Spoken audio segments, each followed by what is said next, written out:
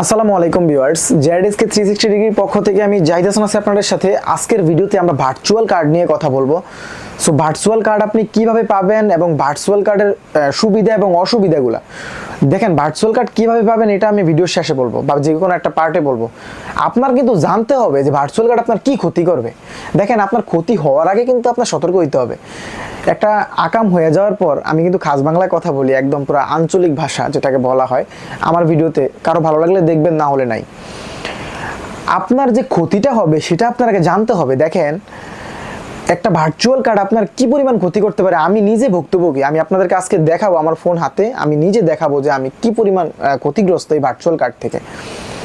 তো আমি প্রথম বুঝতাম না যে ভার্চুয়াল কার্ড আমিও কিন্তু একসময় ইউজ করছি যখন আমি বিগিনার ছিলাম। এই ভার্চুয়াল কার্ড দিয়ে ফেসবুক বুস্টের চক্করে পড়ে আমার ফেসবুকের যে মেইন আইডিটা, এই অ্যাড ম্যানেজার আমি হারাইছি। আমার ফেসবুক যে মেইন আমার পার্সোনাল অ্যাকাউন্ট, সেটার অ্যাড ম্যানেজার আজকে প্রায় 2-2.5 বছর ধরে ডিজেবল আছে। আমি অনেক ট্রাই করছি ফেসবুকের সাথে কথা বলার, আমি ঠিক করতে পারি নাই। তো যেটা টপিক আমরা সেটাতে আসি যে এই ভার্চুয়াল কার্ড আমাদের কিভাবে ক্ষতি করে, আর ভার্চুয়াল কার্ডটা কোত্থেকে আসে, এটার উৎপত্তিটা কি, এটা কিভাবে দিচ্ছে মানুষ, যারাই প্রোভাইড করে। এটা তো মালিক আছে অবশ্যই। যেমন আমার ইউটিউব চ্যানেলের মালিক আমি, আপনি ভিডিওটা দেখতেছেন যে মোবাইল দিয়ে, মোবাইলের মালিক আপনি, তাহলে এই ভার্চুয়াল কার্ড যে দিচ্ছে তার একটা অবশ্যই একটা মালিক আছে না? কেউ তো এটার লাভ অংশটা বা প্রফিটটা তো কেউ না কেউ করে। সো এই ভার্চুয়াল কার্ডটা কোনো না কোনো এক ব্যক্তির ব্যাংক অ্যাকাউন্টের কিছু অ্যাক্সেস বা সে কিছু ডলার কোনো না কোনো ক্রিপ্টোতে বা যে কোনো কেস সার্ভারে এসে সেট করে রাখছে।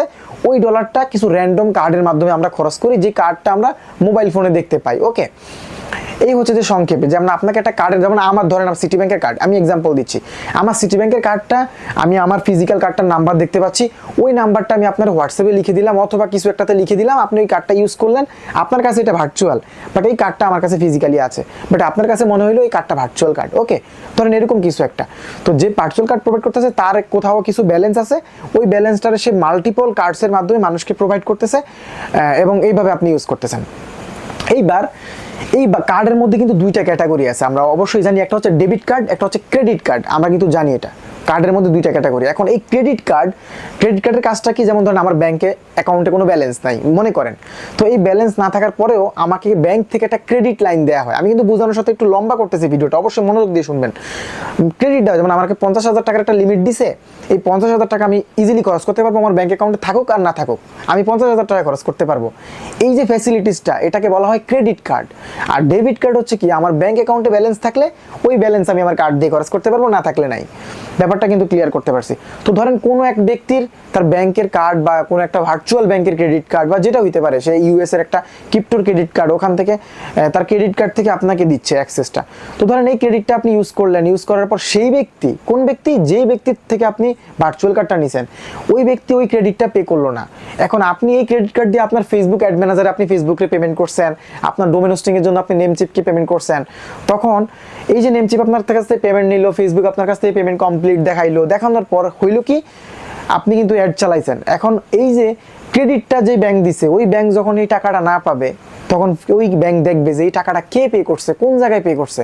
ধরেন আপনি আপনার ফেসবুককে পেমেন্ট করছেন, এখন ফেসবুককে কিন্তু অফিসিয়ালি ওই ব্যাংক জানাবে যে আমার এই ক্রেডিটটা এই কাস্টমার এখানে পে করছে বাট আমাকে পে করে না। তখন ওই ক্রেডিটটা সে উইথড্র নেওয়ার চেষ্টা করবে বা ফেসবুকের কাছে একটা অভিযোগ যাবে, স্বাভাবিক ব্যাপার।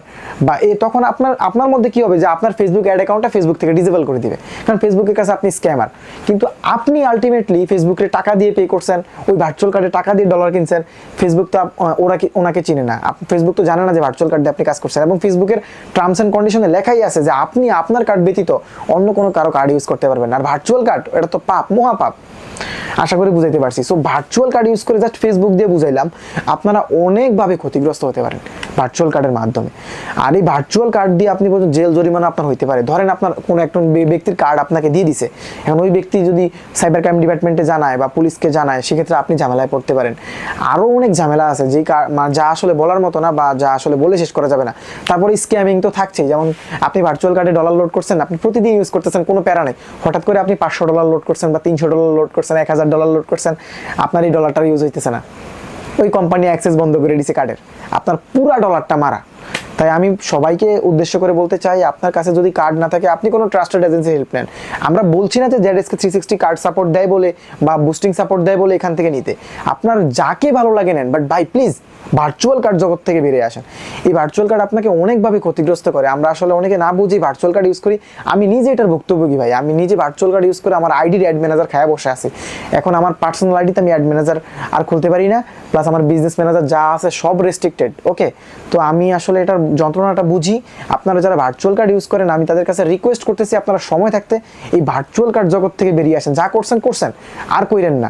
আপনার ফেসবুক আইডি নষ্ট হবে, ডোমেন হোস্টিং কিনলে আপনি একদিন মারা খাবেন, তারপর অনেক জায়গা থেকে অনেক ঝামেলায় পড়বেন। এই কার্ড আপনার না, দেখতেছেন আপনার নাম, কিন্তু এই কার্ড আপনার না। আমি বুঝাইছি এবং সুন্দর করে বুঝাইছি যে ভার্চুয়াল কার্ডটা কোত্থেকে আসে, কিভাবে এর উৎপত্তি, কি ক্ষতি হইতে পারে, আমি এই ভিডিওতে এক্সপ্লেন করছি। আপনি না বুঝলে ভিডিওটা আবার রিটার্ন দেখতে পারেন। আর যাদের ভিডিওটা ভালো লাগছে অবশ্যই একটা লাইক করেন, চ্যানেলে নতুন হয়ে থাকলে চ্যানেলটা সাবস্ক্রাইব করতে ভুলবেন না। So till then take care, আসসালামু আলাইকুম।